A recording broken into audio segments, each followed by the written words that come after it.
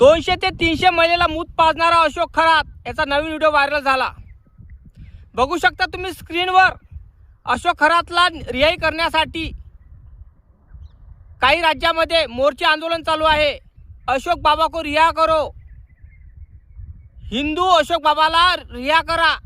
विचार करा तुम्ही, पहिले ज्या महिलेवर अत्याचार होत होता तेव्हा मोर्चे काढत होते, आता या हरामखोरानं असे कांड केले, त्याला रिहा करण्यासाठी काही हिंदू धर्मातील काही ठेकेदार मोर्चे काढून राहिले।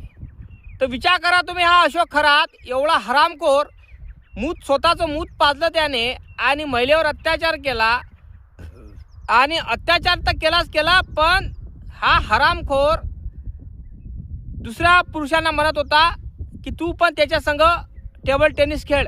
तर विचार करा, आणि हे हरामखोर लोक रिहाई करण्यासाठी आंदोलन करून राहिले, मोर्चे काढून राहिले। तर विचार करायची गोष्ट आहे।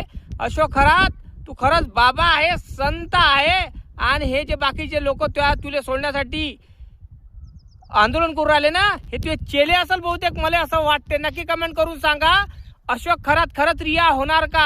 आणि हे आंदोलन हे जे करून राहिले, हे जे चेले आहे, त्याचे भक्त आहे की अजून कोण आहे? नक्की कमेंट करून सांगा।